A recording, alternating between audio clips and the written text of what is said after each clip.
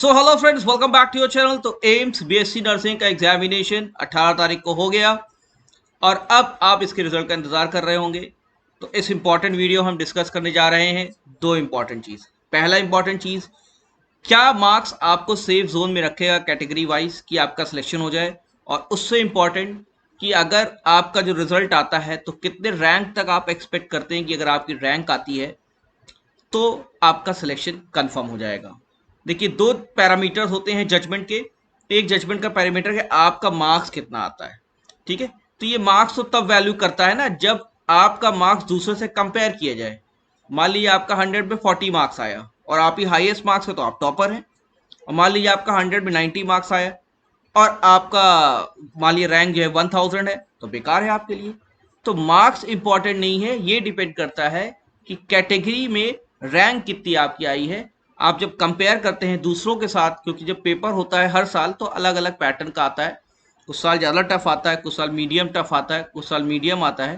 तो अब की बार मैं कहूँगा मीडियम टफ आया था, तो मार्क्स की कैटेगरी उस हिसाब से चेंज हो जाती है। लेकिन जो स्टूडेंट्स बैठते हैं वो एक जैसे रहते हैं ऑलमोस्ट, तो वहां पे कैटेगरी रैंक ज़्यादा इंपॉर्टेंट हो जाती है इन कंपैरिजन टू मार्क्स। तो आपको कंफ्यूज ज़्यादा नहीं करेंगे, हम सीधे बढ़ते हैं। तो आपको पता है ये आपके पास अब की बार ऑप्शन अवेलेबल है फीमेल कैंडिडेट्स के बीएससी नर्सिंग के।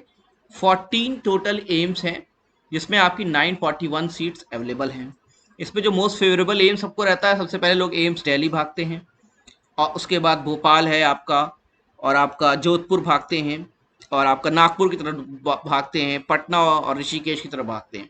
ठीक है, बाकी एम्स भी अच्छे हैं लेकिन आउटर होने की वजह से या ऐसे शहरों में जो दूर हैं, इनविजिबल थोड़ा सा विसिनिटी से दूर रहते हैं, तो वहाँ लोग कम प्रेफर करते हैं। तो इसमें क्या होता है, काउंसलिंग का गेम हो जाता है। तो भी मैं बताऊंगा आगे जब काउंसलिंग आएगी कि आपको किस तरीके से अपने मार्क्स के अकॉर्डिंगली, बहुत ध्यान सुनिएगा, किस तरीके से अपने मार्क्स के अकॉर्डिंगली काउंसलिंग करनी चाहिए। कि आपका हो सकता है कम मार्क्स आया हो और आपने एक एम्स मिल जाए। मान लीजिए आपका मार्क्स एवरेज आया, बहुत अच्छा नहीं आया, और आपने सीधे एम्स दिल्ली अप्लाई कर रखा है, तो एम्स दिल्ली तो मिलना नहीं है आपको। लेकिन आपने मंगलागिरी अप्लाई कर दिया तो शायद आपको मिल जाएगा। तो आपको ये डिसाइड करना है कि आपको एम्स चाहिए कि एम्स का कौन सा इंस्टीट्यूट चाहिए। दोनों चीज़ें अलग होती हैं। तो अगर आपके मार्क्स बहुत अच्छे आते हैं, आपकी रैंक बहुत अच्छी है, तो आपको एम्स को मनपसंद इंस्टीट्यूट मिलेगा। लेकिन अगर आपके मार्क्स एवरेज आते हैं, आपको लग रहा है मेरी रैंक कम है, तो आपको एम्स चाहिए होता है, अब वो चाहे जो मिले, और सभी एम्स अच्छे होते हैं। ठीक है, तो 941 सीट्स, अनरिजर्व के लिए 366, ईडब्ल्यूएस के लिए 85, ठीक है, ओबीसी के लिए 242, एससी के लिए 135 और एसटी के लिए 70 सीट्स रिजर्व है। सबसे पहले हम बात करते हैं रैंक वाइज। तो इसको हम एक बार और भी डिस्कस किए हैं लेकिन दूसरी तरीके से डिस्कस करेंगे आज हम। देखिए, जब रैंक निकलती है तो जो पहला रिजल्ट आएगा, रिजल्ट जो आपका आएगा, ठीक है, तो रिजल्ट में आपकी रैंक आएगी। मार्क्स तो आपको आपको अपने मालूम होंगे, लेकिन आपकी वहां पे रैंक आती है सिर्फ। ठीक है, मार्क्स वहां आपके शो नहीं करते कि दूसरे कितने मार्क्स आए, आपको अपने मार्क्स मालूम हो जाएंगे, लेकिन रैंक जो है आपको बेसिकली दी जाती है। तो देखिए, मैं ये जानता हूं कि अनरिजर्व कैटेगरी में 673 रैंक तक आपका सिलेक्शन होने की चांसेस रहती है। ठीक है, तो अगर आप जनरल कैटेगरी में आते हैं तो आपकी ओवरऑल रैंक अगर 673 है तो आपकी सिलेक्शन कैटेगरी बढ़ जाती है। ईडब्ल्यूएस में अगर आपकी ओवरऑल रैंक 1376 के अंडर रहती है तो आपकी चांसेस बढ़ी हुई हैं। ओबीसी में ओवरऑल रैंक 998 है, 1000 मान के चलिए, 1000 के नीचे है तो चांसेस आपकी बनी रहती हैं। एससी में आपकी 1982 रैंक तक है, अगर आपकी ओवरऑल की बात कर रहा हूँ मैं, एस कैटेगरी वाइज रैंक नहीं बात कर रहा हूँ, ओवरऑल रैंक। इसी तरीके से एसटी में अगर आपकी ओवरऑल रैंक 4137 मतलब 4137 के नीचे है, ये पिछले साल का डेटा मैंने एनालाइज किया है, तो आपकी चांसेस बन जाती है। तो रैंक ही में रिजल्ट आएगा, मार्क्स में रिजल्ट नहीं आएगा, और रैंक मैटर करेगी आपको कहाँ मिल रहा है। तो आपका मार्क्स भले आया हो 52, लेकिन अगर आपकी रैंक आई 1000 तो अलग बात है। और अगर आप मार्क्स आया आपका 51 और रैंक आई आपकी 10 तो अलग बात है। तो इंपॉर्टेंट चीज क्या होगी, रैंक होती है। तो रैंक वाइज हमने बता दिया, unreserved, EWS, OBC, SC, ST.